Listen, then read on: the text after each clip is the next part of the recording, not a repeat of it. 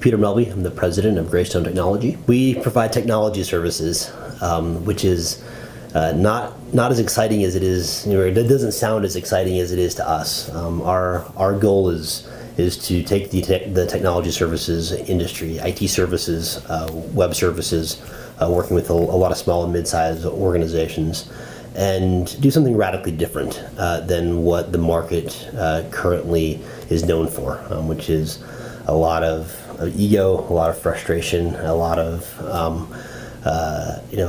techie speak, things like that. And so our goal is to provide services that just start from a different point, and reach a different point of success. So we talk a lot about how we've turned the services upside down. We've reinvented a lot of the traditional processes. Most people have had IT services or web services and experienced that at some point in their lives, but typically the reaction you get from people as you ask them how their experience was is underwhelming. It almost seems that tolerable is the best you can hope for. And a lot of that is because people who go into that industry oftentimes want to work with machines more than they want to work with people. So we've developed processes, a culture really defined by not just the people that work for us, but how we connect to individuals in our client base, individuals in the community, and we have very specific ways that we do that. I was 20 when we started the company. My partner and I, we met providing outsourced IT services with another organization up in Fort Collins, and we learned together, and we learned very quickly that a lot of the experiences that people were having were not meeting their needs. And the more we asked questions, the more that we found our own individual success. We realized that there was just a huge market need for this. So we didn't know much at that point. We didn't have any specific designs of getting it to this size, to 65 people, to 3 offices, all of that. It was really just about mattering to people and being meaningful to them, and doing right by the people that we worked with, and making sure that our success was not something that we told them, hey, we're successful. We asked them, hey, are we successful? And really let them be the measure, of our impact, and the value that we were providing. And from that grew a lot of the specific processes, the specific ways that we built our culture, that we interact with our clients, and so on. Growing up here, I never wanted to be anywhere else, and so it's but by having an organization that needs to have face time in order to survive, and excel the way that we want to, means that we build a significant foundation here. That we hire local, that we engage locally, and there's no better place in Colorado to do that. Growth for us has always come pretty naturally. We've averaged 40% growth a year for the past 11 years without a sales staff. So that really is a factor of providing services that people want in a way that they want them in an industry that everybody needs. Everybody needs technology services, whether it's web or IT or both, or something in the middle.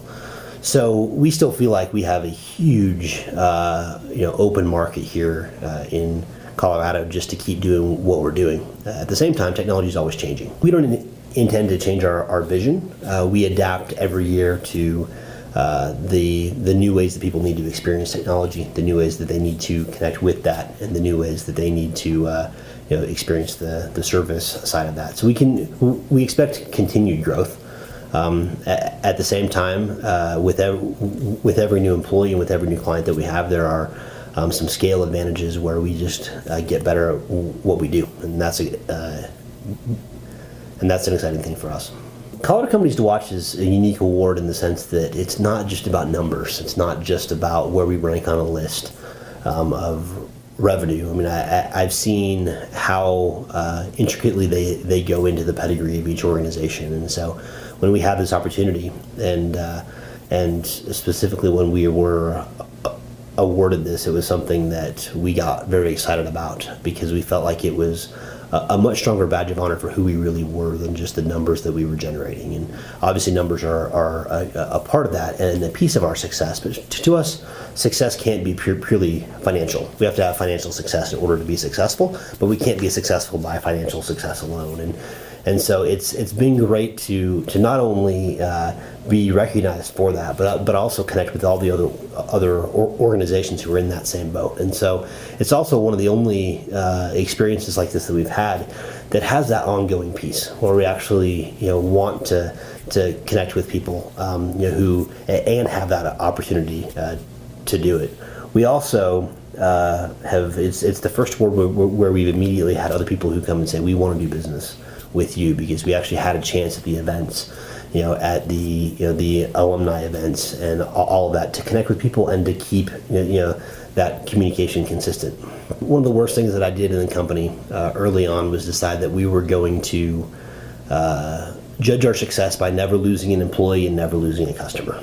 And while employee retention and customer retention are the two biggest marks that we use, to determine how successful we are, I spent a lot of time trying to make sure that everybody was the right fit for us. And at the end of the day, we're doing things differently. And the people that are a right fit for us are a fantastic fit. And the people that aren't are better served somewhere else. And I spent a number of years trying to convince them that wasn't true, that we would be everything to everybody. And that never worked. And I lost a lot of sleep trying to figure out how to do that.